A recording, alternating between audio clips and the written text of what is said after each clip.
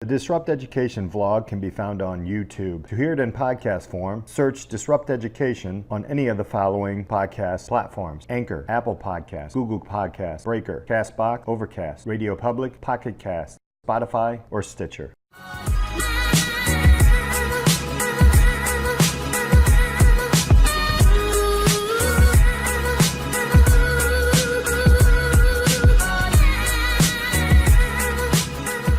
Welcome to this episode of Disrupt Education. I'm here with Sidney Claps. Hi. Great to have you out on a beautiful late summer day in Austin Park. Is it Austin Gardens? What do we call this place? I don't know. It's Oak Park. So here we are. Let me ask you a little bit about who you are and what you're about these days. Okay, well, I'm Sidney Claps. I'm a senior at OPRF. And right now I am currently working with Husky Community Network and Makeup Caterer, which I started.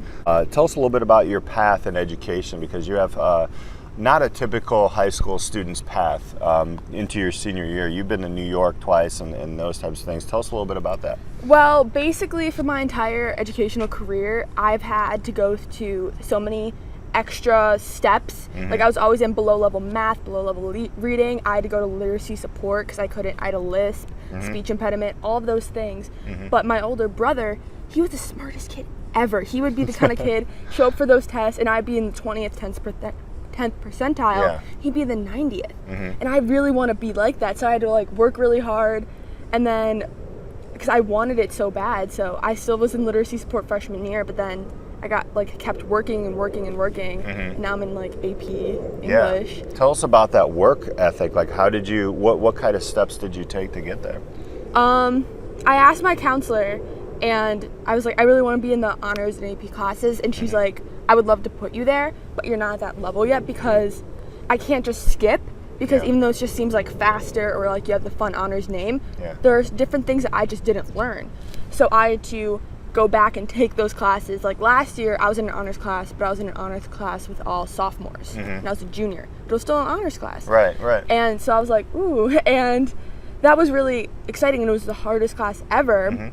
But I just had to put in that work. I had to go in early every day. I ditched gym every day and would talk to my teacher, and she would write me passes. And it's just you have to put in that work. Right. And talk to your teachers. How humbling was that as a junior in a sophomore class? How did you get over that? How did you get in the mindset? Because I know a lot of students your age wouldn't be able to do that. I didn't really care. Honestly, I almost felt leverage instead of humbling, because a lot of them, they're like, oh, sophomores, I'm afraid to talk. For me, I'm like, oh, these are all sophomores. I'm the junior. So I was able to ask any questions I want, and I didn't care. I sat in the front. I did what I had to do. You've been to New York twice. In the summers. That's an interesting program. Tell us a little bit about what that was and some of the big accomplishments, because you did a couple of huge things there. So 2 summers ago, I went to Columbia University, and that was when I just started taking business classes with you and Purvis, and I fell in love, and I just wanted to learn as much as I can. And so they had a class called Communicating with Consumers, Marketing, Advertising, and Business, and I took that. It was an amazing class, and it was very hard, but I learned so much. And then this summer, I decided to do writing because I fell in love with writing. Right. And I took 2 classes. My first class I took was called Report New York, where I would go on reporting things, and I would go and interview, I don't know what it's called, an informal interview in random places about whatever happened in the news the night before, and I have an hour to go back and write it. Or I'd go to City Hall, and there was press conferences about Girl Scout Troop 6000 and the new bills being passed, and I'd be there and I'd be reporting. And this is in the heart of New York City. Yes. Wow. And then my other class, I was originally taking this class called Culture Vulture, and then I went and I was like, ooh, I can't take this, so I dropped it. And then I switched into another class called Eat New York, and I thought that was going to be easy. Sounds like it. Right. But turns out, so I walked in the class, and I was the only kid under 20, and then my teacher, she pulled me aside. She was like, this is a graduate level course. There are kids trying to get their masters in here. My partner, one of the projects was engaged, and she's like, it was my second day, and she was like, I hope you know, an A is New York Times ready publishable. Oh my gosh. She's like, you're not gonna get that. And I was like, okay, that's fine. Right. And then she was like, I recommend doing pass-fail. That's what all the pre-college students do. And I was like, I don't want to do pass-fail. And then my advisor, her name is Shannon, she would always ask me about pass-fail. She's like, do pass-fail. Like, you're not going to get a B or an A. She's like, that's what people come here for. Like, they buy an A. And I'm like, I'm not here to buy an A. I'm here to become a better writer. Wow. And then my teacher, like, all the time, she asked me to come in early and just asked me, like, to do pass-fail. She's like, my boss says, like, you really should. Yeah. And I'm like, no, I think I can do it. And that class was so hard, but it was such a good experience. Right. I got set up with, like, a food producer in Brooklyn, and I had to go out and write a story about her. Yeah. I'd have to write personal food stories. I went to a restaurant. I had to go to the same restaurant twice and do, like, first a blind interview, then the second time order the most popular dishes and, like, do stuff like that. And it was, like, it was fun writing, but it was hard. And I had to rewrite every story 2 or 3 times. But so you're going from, you know, a student, like, in your freshman year where you're struggling with that. And now, what did you end up? You ended up with a pretty good grade in there, right? Yeah. What'd you get? I got a B-, which is, I got the highest grade in pre-college. My teacher told me, because she's like, no student's ever got above a C. So I was really proud of that. So, and you took that risk. So how did you get into that mindset of taking risks? Like jumping into places where, okay, you're the only junior, or I'm going to take a class and I'm not going to listen to you. I'm not going to do a pass-fail. I'm actually going to go get the grade as much as I can because I want to learn. How'd you get in that mindset?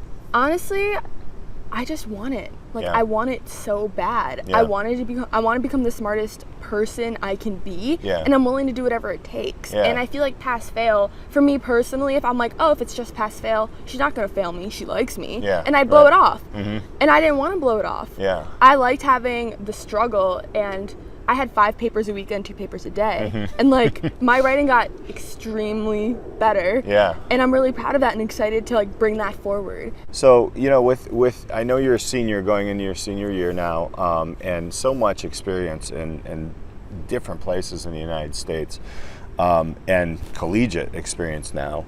How would you change education? How would you change a traditional system? I would change the competitiveness. I would change, like, the ranking. I feel like for me, or even my friends, it's less about the learning, it's more about the grade. And it's me, even for that, it's because we've been using the same education system for so long, and then all my teachers just complain about cheating and this and that. And I'm like, of course that's a problem, but it's the same thing. And now that we have all these phones and everything, it's so fast-paced, it needs to catch up. And it's, like, so easy for the students to manipulate it just because they want the A, they want the class rank. Because now, if it's, like, you're a straight-A student, that's not enough. You have to be a straight-A student, varsity athlete, cure cancer, and, like, do all of this, and that's not fair. You should just, like, the goal should be to learn, and to learn what you want to learn, figure out what you're good at, and excel. You're one of the people that I saw go through a junior year, and it was tough, and you worked hard on it, but you were always positive, because the junior year is very tough these days, right? I hate junior year. Right? I mean, but I couldn't tell. I don't think a lot of our colleagues couldn't tell. What would you change about the junior year? Would you pull that competitiveness off? Because there's a lot of, like, college that year. Is there anything you would change about that year in particular? Honestly, a lot of people don't agree. I want to throw away the ACT and SAT, because my junior year, my day I woke up at 5 a.m., I went to work, I went to school. After school, I went to Huntington and did ACT, SAT prep. Then I went to lacrosse, and then I ran for marathon training, and I was dying. Like, I would have days when my mom would just make me stay home from school because I was so exhausted. Right. And it wasn't really because, like, the schoolwork was that hard. It was, like, the hardest classes for me because that was my first time taking APs and honors, but not for everyone else. So that's just a personal experience. But the testing and having that, like, that was emotionally exhausting because the people at Huntington, like, I went up 10 ACT points, but, like, when I got my original score, like, it was so mean, I cried. He was like, you're not going to get into 20% of you're only going to get into 20% of schools. Right. And all of this stuff, and it made me feel terrible. And that's all I thought about. And all my classmates all they were talking about is, oh my gosh, I got the 1450. I'm so sad. And I would just sit there, like, near tears, like, wow, what a sad life you're living. Right. So can you take anything from that master's level course? Was there something there that you liked that high school doesn't do? Oh, so much different. What I noticed differently with her teaching versus my English teacher's teaching is with the English teachers at my high school, when I write a paper, they'll be like, okay, grammar, and hand it back. Right. She never touched my grammar, and I don't have good grammar. She would just kick it back, and she'd be like, that doesn't make sense, you need to rewrite that, and make me rewrite it. Because I realized I've never been critiqued. Right. I've been edited, I've been told like that's not good, I've never been critiqued. And like at first that really bothered me. I'm like, she hates me, she hates my writing, but then I'm like, no, she really likes me. Yeah. What teacher is gonna put through the edit to read the same paper 4 times? Right. And then I had to rewrite it and learn like not to fall in love with my words, and so much. Like I've grown more in those. I actually joined her class a week late, 5 weeks in that class. Yeah. Than I've ever grown And in then- any wow. writing class.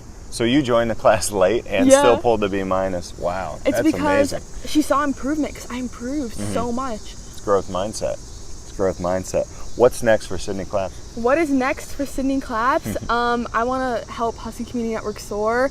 Business Club, I'm going to be the director of events, and Purvis is reaching out to me with helping create a job fair. This lady reached out to him, and basically Nice. I want to help students get in that growth mindset, and I want to have Business Club do that. I want to host an event where they can resume build, because a lot of students don't know how to make a resume, and if they do, they're just going to put like previous job lifeguard, but there's so much more they can put on, and I want to help them with that. And I want to help other events. I want to do another She Did That with Emma Thompson. We want to do it at the M Hub, and a lot more growing for that. Nice. Makeup Cater is something that I started, and I'm still working on it. I need to learn how to do money transactions through it, and I'm learning through that step by step. Right. Where can people find you online?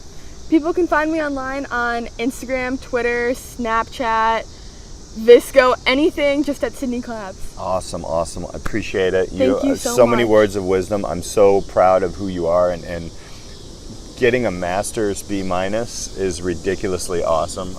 And you are of the growth mindset, and I think a lot of your words are going to ring true to a lot of our viewers. So I Thank appreciate you so it. much for having me. Thank you so much, Sidney. Guys, a true disruptor. Keep your eye on her. She's going to be moving and shaking and making a lot of things out there, disrupting education. We'll see you next time.